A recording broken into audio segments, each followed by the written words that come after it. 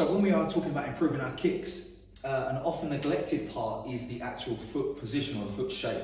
So this video is going to go over the mobility of the ankles, the feet, the control of the feet and the strength of the feet, and how to best get those feet in the correct positions for delivering effective kicks.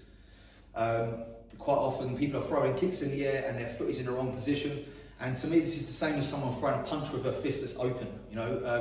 When we're in karate, especially when we are making open hand techniques or punching techniques, everything is considered. We have to think about the position of our hands, the alignment of our wrist and everything like that. Kicking is no different. We must have the correct weapon or tool at the end of our kick in order to deliver force through that motion. It's no good having a good fast snapping action with your kick and then having a weak weapon at the end of that kick that's going to then kind of lose the force and not transfer it into the opponent as we would like. So an example of this foot position that I'm talking about then is with the Maegeri, for example. So when we're hitting a bag, I want to get the toes pulled back and land with the ball of the foot every time. If my ball of my foot is not in the correct position or my ankle's not stable and correct, I'm going to end up hurting my foot. The obvious example would be me kicking with my toes and breaking my toes or something. So from here, we need to make sure that the feet are always consistently in the right position in order to land our kicks every time. In the same way that when we're making a fist, we will make sure that the hands are making a solid fist every single time. This also applies when we're making mawashi with either the ball of the foot or the shin. The foot position is important. It's essential that we must get our foot and our ankle into the right shape to deliver that kick. So the first thing I want to do is just to get the ankles a little bit more mobilized. A way I like to do this really is just to sit in a kneeling position, or seiza as we call it in karate. From here, I'll just have my instep touching the floor, toes pointed, and I'll just sit back onto the feet. So we're just getting a stretch across the front of the ankle there. I can lean back into it a little bit. I can also come up onto the balls of the feet and make a stretch for the toes and the sole of the foot, this kind of thing. So I want to be just mobilising these feet and then ensuring that we have good mobility through the whole foot. Okay, we can put them flat here this way, like I said, balls of the feet. We can favour one side more, we can lean onto one side to kind of intensify the stretch, or we can lean onto the other side to intensify that side. But yeah, just sitting in that position just as part of your warm-up, just to kind of loosen those ankles off and gain a little bit more movement in the feet, because that is often the problem. People's mobility is not enough to even get into the shapes we need. The next thing I want to do is build some strength in these ankles. So I'm going to just have a slightly elevated surface here. I'm going to use this kick shield.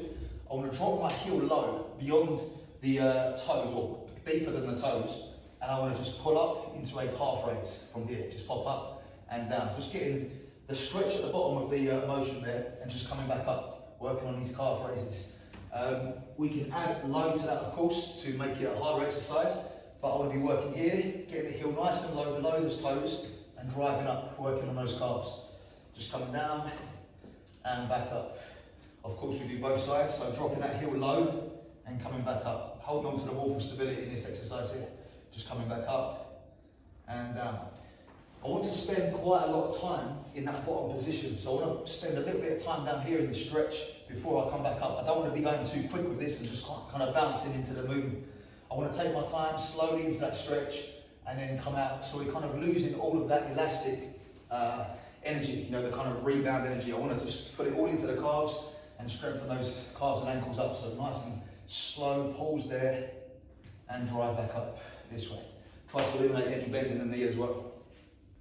Now this next exercise is going to be a little bit of an unusual one, but it's I saw this quite a few years ago, and it's quite good for strengthening the muscles in the feet and getting control over the toes. You use a towel, put it flat on the floor, and from here you're going to stand on the towel and you're going to use your toes to crunch the towel up. So you're trying to bring it in closer to you this way. Quite a difficult thing to do, but get onto there, get a grip and try to bring the towel back into you using your toes there. The next movement we can do to strengthen our ankles and gain some mobility is to use a resistance band. I've anchored it to the side over here. I'm going to put it onto my foot this way, okay? What I'm going to do is I'm going to allow my foot to be turned outwards, and I'm just going to be working on bringing it in towards the centre this way against that resistance. Okay, so I can do this way, pulling the foot inwards, or I can also have the foot being turned outwards, so I can work this side and pull it out, just to work on building up that strength. This is a good exercise to do as part of your warm-up as well, just to get your ankles mobilized and ready for the work ahead. Again, moving on with another exercise to try to improve your control of your feet. I'm just going to have my hand on something for balance. I just want to make circles with my foot. I can make circles this way or that way, or to make it more interesting, we can just draw the alphabet in the air. Okay, so we can go A, B, and so on, and do the alphabet. So we're just gaining that control over the foot.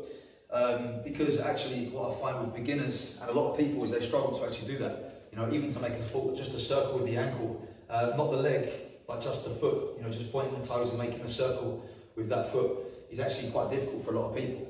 And then when we're asking them to make shapes with their feet like this for our side kicks, how are we asking them to do that when they can't make a circle with their foot? You know, it's about gaining control so we can then create those shapes later on.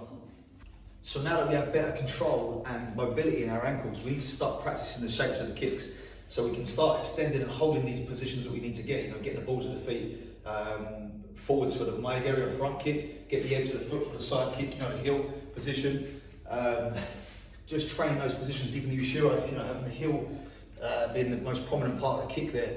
And after that, we can then start just lightly putting the kicks into the bag with those positions, you know, just kind of training those shapes of the feet, getting the conditioning now to land those kicks as we want to. Okay, you're going to learn very quickly if you've caught the bag wrong, because your foot's going to be in the wrong shape and it's going to hurt probably. So just working on just getting that ball of the foot there for the front kick, or for working roundhouse.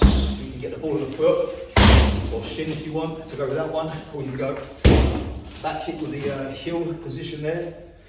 Just slowly build up to sort of making contact and progressively get stronger and faster with those.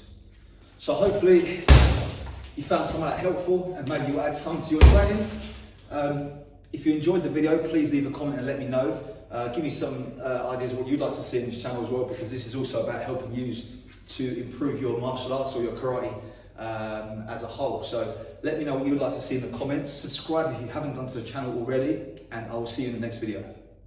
Hi.